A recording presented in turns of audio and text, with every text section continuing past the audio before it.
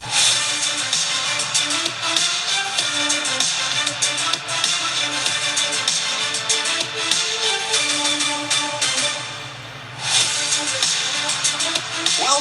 to the CIF Southern Section Florida Game of the Week from Irvine tonight, the championship game in the Epsilon League. Huntington Beach and Crane Lutheran. Hi, everybody. Welcome to Inside the Broadcast Booth. He is Tony Moskal. I'm Cooper Perkins. Nikki K is down on the field. And, Tony, this is a great matchup, great quarterback matchup, two very improved teams, and they're going to duke it out tonight. You look at the numbers there. It's equal. There's no real major thing you can look at and say this team has an advantage or that team has an advantage. These are two very, very evenly matched teams playing for a league title. Yeah, they've both taken care of the ball really well. They take the ball away really well. There's a lot of strength versus strength tonight. The big thing for Huntington Beach is the improvements on defense. 16 points per game, vastly better than a year ago. And for Crane Lutheran, they're throwing the ball much better. Caden Jones is healthy. We'll get to him in just a moment. They're scoring more points as a result. And what you want to do is when you improve, you look at one of the things that you want to do is like, well, hey, right away it's the scoreboard. We need to give up less. It's cliche-ish, and we need to score more. Duh, Tony, everybody knows that. But it's a simple fact, and they've done that all this year. We told you about the quarterback matchup, and everyone around the Southland knows who Brady Edmonds is. He is the signal caller for Huntington Beach. He's one of the top quarterbacks in the junior class, and this guy can just sling it all over the field. His numbers this year are insane. You look at him, almost just under 8,000 yards in his career. 86 touchdowns, can make every single throw. Coach Matthew Hatchett says this kid is the entire package, and he's the leader of this team. He's got a tremendous receiving corps, and that's why he's going to Ohio State. Mentioned Caden Jones in passing, talking about this Korean offense and their improvement. He was injured last season in the fourth game of the year against San Juan Hills. He's back, and to say he's healthy would be an understatement. He is lighting it up this year. 24 touchdowns, no interceptions. 0. He has done a phenomenal job taking care of the ball. Also, his deep ball has gotten better. Coach Curtis told us that he's throwing that a lot better, which allows him to stretch the field. He's the fastest guy on the team. He's also a point guard on the basketball team, which means he knows how to lead a team, and he's done that so far for this Saints team, and we're looking forward to a great game tonight. It's going to be a fun one. The championship in the Epsilon League is on the line. Huntington Beach and Crane Lutheran. Kickoff is just around the corner.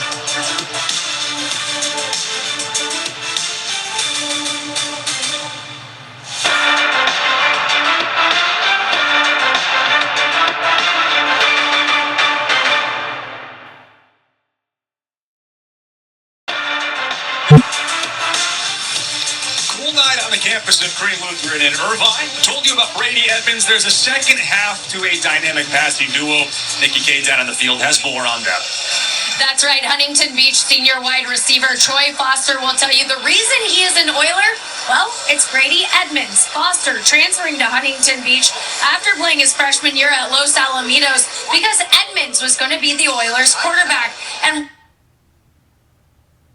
up playing Pop Warner football together, we had insane chemistry. I knew Brady was going to be a top 3 in the nation type of quarterback. It made the decision a no-brainer. And when I asked Foster to reflect on his time at Huntington Beach, he said, listen, my sophomore year was a little tough. We went 4-6. Now we're 7-1. I've connected for 34 touchdowns with Brady. And I asked him to describe how it feels to play alongside Brady. He said, not a lot of room, maybe 2 yards on first down.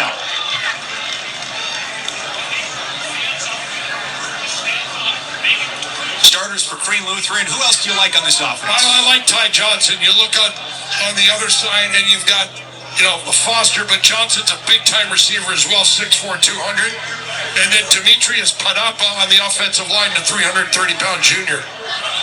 Jones out in the space. Taiga Takata out across the 30. He's upended by Max Hopkins. It's enough for a first down out to the 35. Huntington Beach's defense has a big task tonight. They are undersized up front, but Darby Warren and Gavin Seawood have both been really productive. Smith picks up what is his first sack of the season. Max Hopkins will do the punting, sending it away to Taiga Takata. As Takata had a big return earlier this season, 65 yards against El Dorado, and the kick just gets away. Short knuckleball, kicks off Takata. It is a live ball. Dives on top of it, fortunate to get it back. That was almost disastrous for Green Lutheran. The Saints will be on offense when we come back. A hurried start on senior night as the Saints looking up at a 7-0 deficit at home.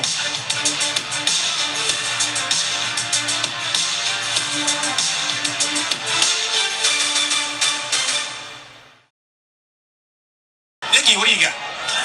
Well, I spoke to Nathan Villanueva after that touchdown run, and he actually had one of his teammates who videoed the play, and he pointed it out to me. He said, look, there's the screen. I hit the gap, and I was gone.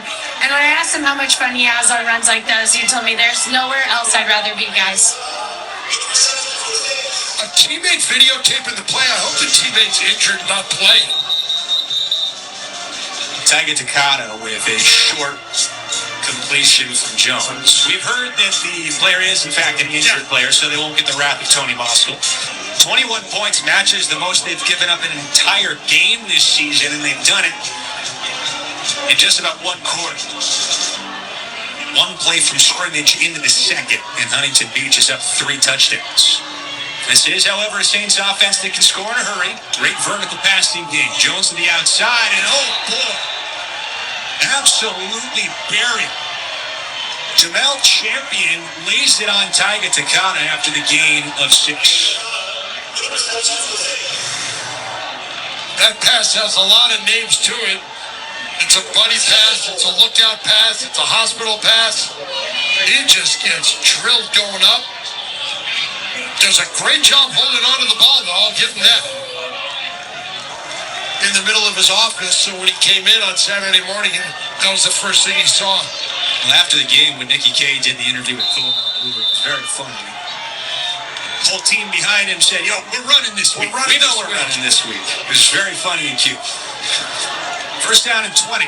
Jones, wide open man. This time is Takada. He gets a block and gets outside across midfield in a big play for Green Lutheran to the 47. And a penalty after the play. Looks like it'll add 15 more. Well, Champion's got his arm around Hopkins. Champion was the one that got busted for the penalty a couple plays ago. And Takada just gets a great block there. And just outrun here, get out of bounds. It is a personal foul that goes against Huntington Beach. Second big mistake of the series for Huntington Beach's defense. There you see it, just the outside of our screen. Oilers had been almost perfect on defense until this possession for Green Lutheran. Now they've given them 30 yards in penalties. Playing in the Epsilon League, 1,100 students and change. Fairly new school down in Irvine. They've really started to make an athletic name for themselves in the boys' basketball front, 2-time CIF champs. But a couple of years ago, they brought in Rick Curtis and said they wanted to commit to football and trying to compete with the bigger schools. What was a slow build has turned into really an accelerator project as this Saints team, 8-0 with a chance to go undefeated in regular season play for the first time in program history. Curtis has taken this program somewhere that I'm not sure they could have dreamt of even 15 years ago. This has been a quick build to become a really competitive team at a high level. He started 3-13, and they were not very good. Since then, they are 35-9.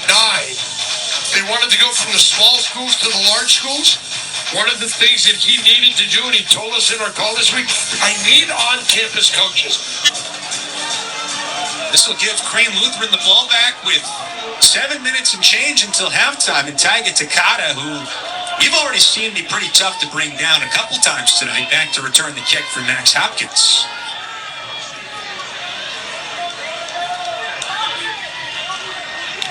Oh, nearly got it, but it is a good kick, and Takada a chance to return at the 35. Shimmies past one and then gets thrown out of bounds, and a late hit right in front of the Green bench as they're going to get Nathan Santalon, the sophomore running back, 15 more yards, and Green is cooking with great field position. You know he's going out of bounds. You see him going out of bounds. Here he goes.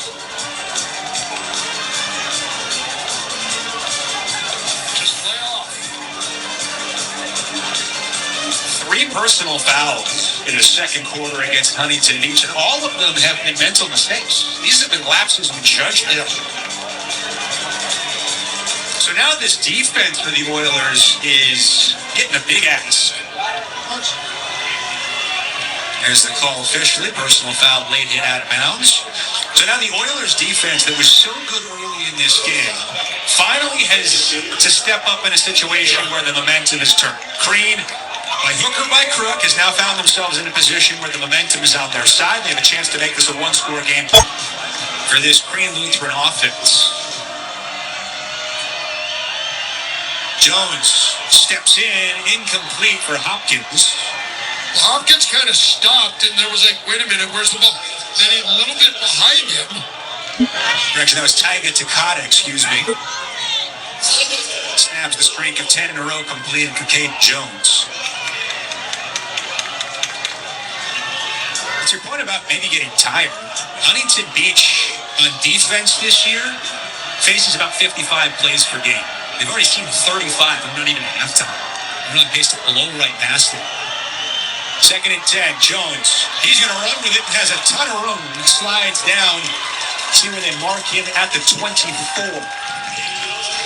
It's man coverage. Everybody's got their back to the quarterback. He recognizes that.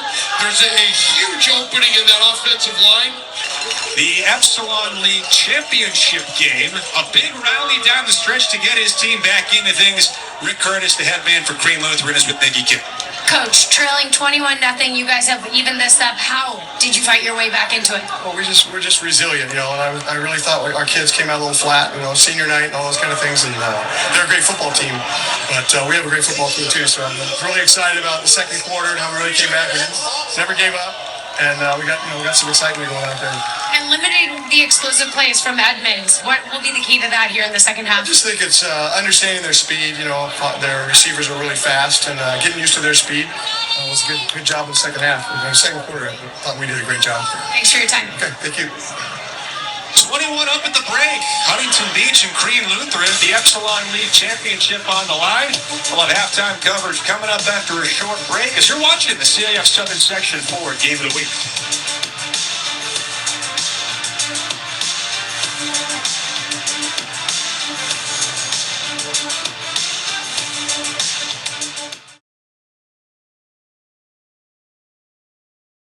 Yeah, there you go. It's once they got that first down, it's been chunk play after chunk play. And here, you get the big play before, and you get 6 yards here.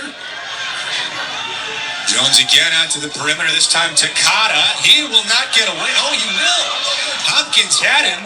Fortunate to pick up anything. Lose just 1 instead of 5 or 6.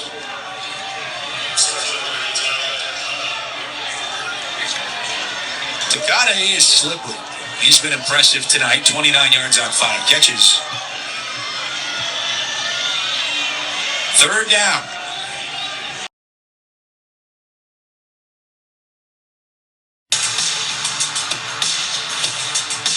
Watch your fingers. Careful.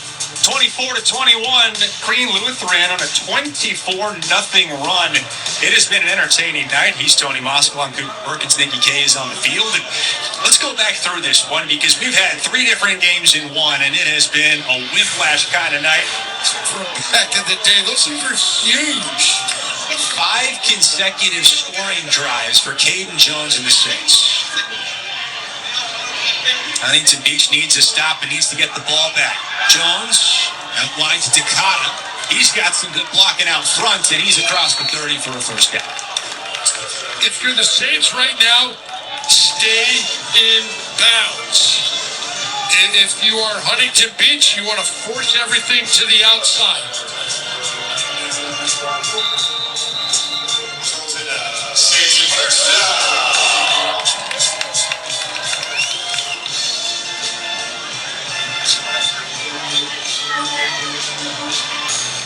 Modern Days won the last 3, including 2 CIF championship games. St. John Bosco, though, looks a little bit different this year. Man, that team looks special. Getting helped off the field.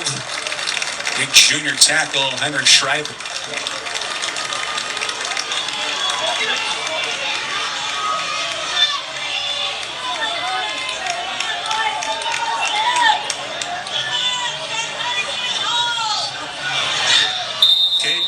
tonight. An efficient evening.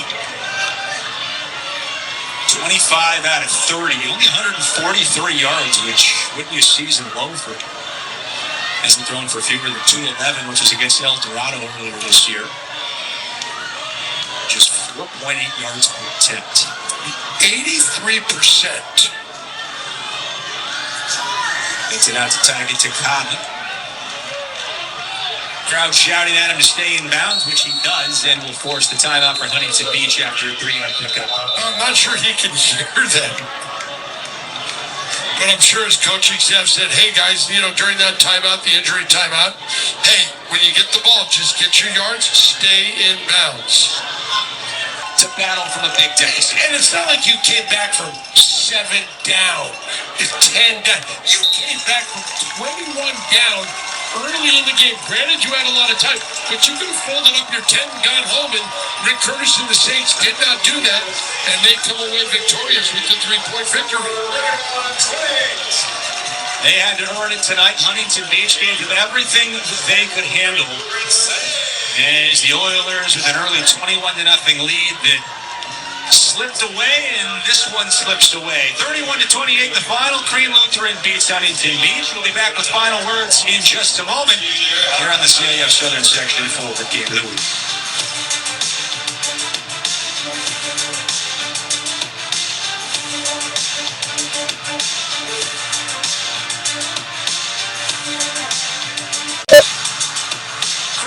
Comes back from a 21-0 deficit, and the guy who pulled them out of the hole with a career night is down in the field with Nikki King.